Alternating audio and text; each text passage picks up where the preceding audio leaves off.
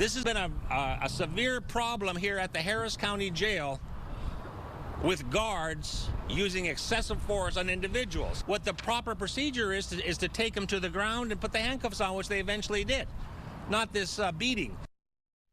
Welcome and thanks for joining us for the second half hour of the Factor Uncensored. Harris County under scrutiny tonight. Family members of an inmate are calling for a federal investigation into a video showing a scuffle between an inmate and Harris County jail guards. Now, here's more of the video. This happened at the Joint Processing Center last month.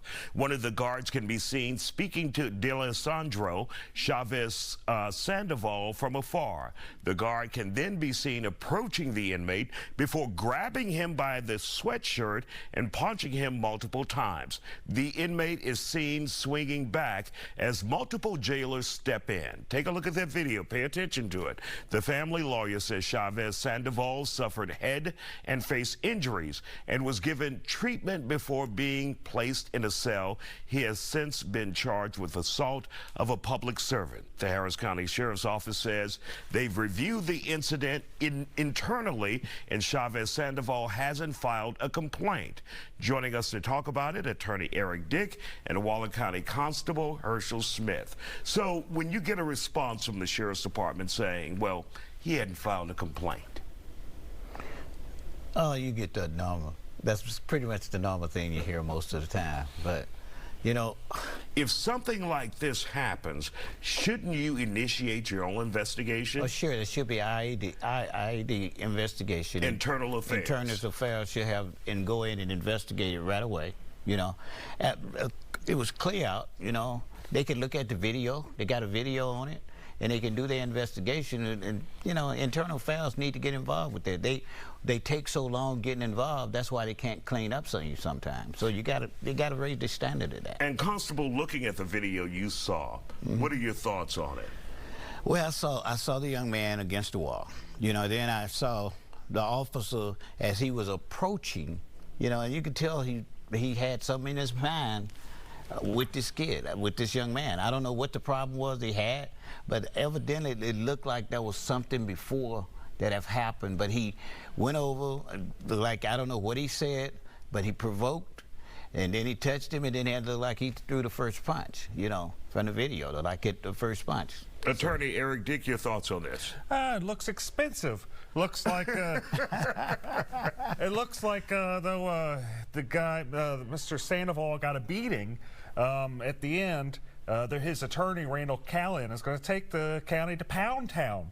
It looks about, if you want to know my opinion, about $750,000 to about $1 million, depending on how mad the jury looks. That'll survive a summary judgment. It'll survive a 12B6 motion, and then it'll go in front of the jury, and they're going to decide what the dollar figure is of that excessive force. And I will tell you, the average case, the average verdict, comes out about $700,000. I think this is enough to get a jury angry. So I'd say between $750,000 to about $1 million.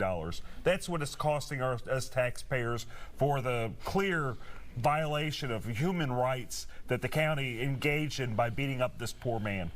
All right, Constable, when you see a video like this, you're talking about not, of course, they represent the department. They are on the department. It is your job to train them in law enforcement.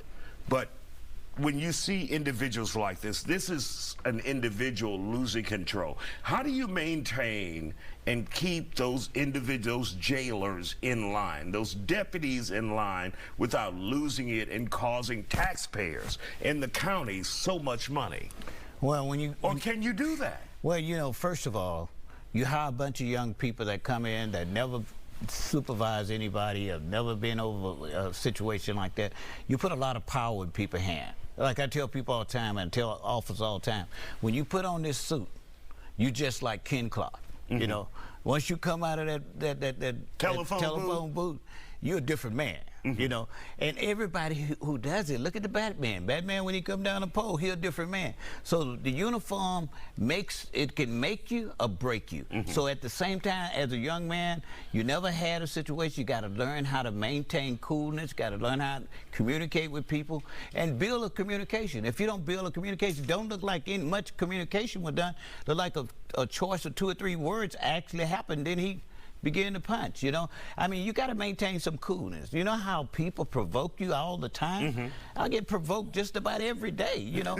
Some people wake up. They wake up with that, who am I mess with today? Right. But I tell people the difference between a good day and a bad day gonna be my attitude. I'm not gonna let you change me today. So therefore, the young people gotta learn how to deal with, even if the guy said something he didn't like, take it. I mean, words don't kill you. They may hurt it if you're weak, but at the same time, you got to be stronger than that. Eric, how do you deal with individual personalities? Because you're no longer an individual when you work for the jail. You represent the county. You represent the people of Harris County and the sheriff. But you're taking all of this stuff personally. Is there any way past that? Well, you know, being an officer is a hard job just in of itself. There's no excuse for getting violent with people and beating someone up. But it's not a well-paid job, and it's a pretty difficult and high-stress job. Sadly, there probably has been a much more violence going on, but because of the usage and integration of cameras, we're able to catch it a bit better. And I think people clearly need hobbies, they need things to do to get the stress off of them, because this is just internalization and really externalization of stress resulting in, you know, violence. And Constable, really quick, just a few words here. He said it's a low-paid job. What do you think the average pay of a jailer is? About 50,000, somewhere around there. Shit. I can work with that. But for the risk of if you do something wrong, you're right. you go to jail, that's a low-paid job for that. Got it. All right. Thank you guys for joining us.